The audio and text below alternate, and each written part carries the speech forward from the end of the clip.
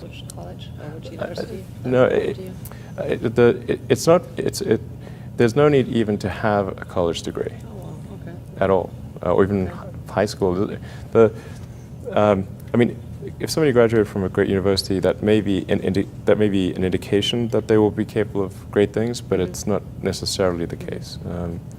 You know, if you look at, say, people like Bill Gates or Larry Ellison, Steve Jobs, these guys didn't graduate from college. Dropouts, yeah. But if you had a chance to hire them, of course, that would be a good idea. Yeah, okay. So, you know, just looking just for evidence of exceptional ability, and if there's a track record of exceptional achievement, then it's likely that that will continue into the future. How I describe myself?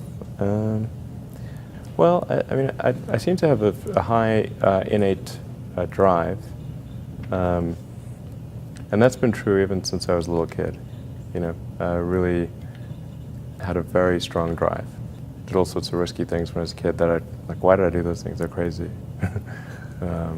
I care a lot about the truth of things and trying to understand the truth of things. I think that's important. You know, if you're going to come up with some solution, then the truth is really, really important, I think. I try to think of, I mean, it's difficult to obviously come up with things that are praise for oneself, you know, or there's bad and good here, but I think sometimes they're just the things that seem quite clear and obvious to me, and I don't understand why they aren't so obvious to everyone. Sure. So how would you educate your 5 boys? Actually, I created a little school.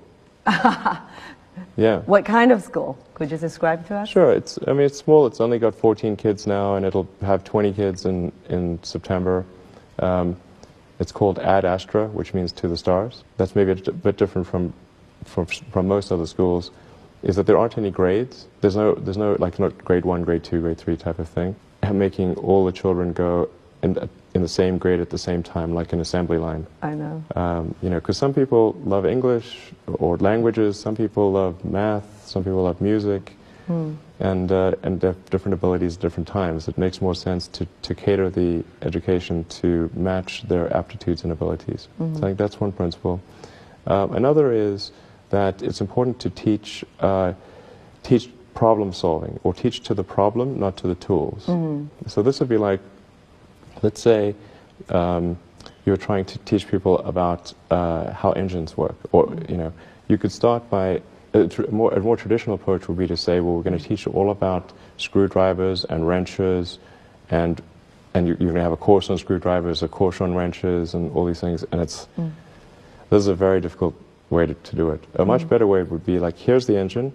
Now let's take it apart. How are we going to take it apart? Oh, you need a screwdriver. That's what the screwdriver is for. You need a wrench. That's what the wrench is for. And then a very important thing happens, which is that the relevance of the tools becomes apparent. So all your 5 boys are in that school? Yes. Until when? This is from preschool? I don't know. So far it's only 1-year-old. They like it. They like it? Yeah. And you want to keep them away from regular schools? No, I just didn't see that the regular schools, they weren't doing the things that I thought should be done. Like, you know, those 2 principles, they weren't adhering to those principles. So I thought, well, let's see what we can do. Maybe creating a school will be better. And I actually hired a teacher from the school they were at, who also agreed with me that there was a better way to do it. Have they surprised you in a way of their innovative thinking? Yeah, it seems to be going pretty well. I mean, the kids really love going to school. I think that's a good sign. You know, I mean, I hated going to school when I was a kid. It was torture. So the fact that they actually think vacations are too long, like they want to go back to school. Wow. Yeah, exactly. That's weird. I know. Age or people like that, what is it you have in common with them? Well, I mean, those are pretty different personalities, you know, between Gates and Jobs and Ellison. Business and success? I think, you know, all 3 of those were technologists, but with different types of skills. You know, Jobs was obviously very good with aesthetics, and you know, he understood technology, of course, and he really understood what people wanted even when they didn't know themselves. And he was not afraid to break boundaries. But like say, like Gates would probably be better at sort of raw engineering and technology than Jobs, but not as good on aesthetics. But I mean, for all of these guys, they're obviously very driven, and they're very talented, and they're able to attract great people to build a company. But I mean, the ability to attract and motivate great people is critical to the success of a company, because a company is it's a group of people that are assembled to create a product or service. That's the purpose of a company. People sometimes forget this elementary truth, and so if you're able to get great people to join the company and work together towards a common goal, and you sort of have a relentless sense of perfection about that goal, then you will end up with a great product. And if you have a great product, lots of people will buy it, and then the company will be successful. Yeah. But really, it's pretty straightforward, really. I mean, yeah, that's the reason for it. I wouldn't say I'm fearless. In fact, I think I feel fear quite strongly. But if what we're doing is what I'm doing is I think is important enough, then I just override the fear. Mm-hmm. So, but it's not as though I don't feel. I feel it like more strongly than I would like. And in which areas would you never go full risk if you still are fearful? Well, it really depends on the stakes. If the stakes are high, if it's really important, then I will overcome the fear and just do it anyway. Mm-hmm. But essentially, I mean, I just drive overrides fear, but I feel the fear. It's kind of annoying. I wish I didn't. Okay. I wish I felt it less. Uh-huh. So, yeah. And all these introspective questions are interesting. I don't get asked these very often. And then, like, I'm trying to think, like, what is like an accurate reply? And some of these, it's hard to evaluate yourself in these things. Mm-hmm. Which company you founded was the most risky at the start? Well, probably SpaceX. I thought it had the lowest chance of success. I mean, I thought both Tesla and SpaceX would fail at the beginning. You thought? Yeah, so? sure. Really?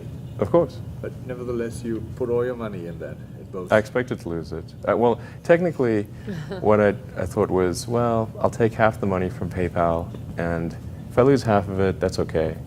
But then, of course, the companies encounter difficulties, and then I have a choice of either let the company die, or put, all the money into the companies. And so I really didn't want the companies to die, so I put all the money in the companies. Yeah. And then I had to borrow money from friends to pay living expenses. Yes.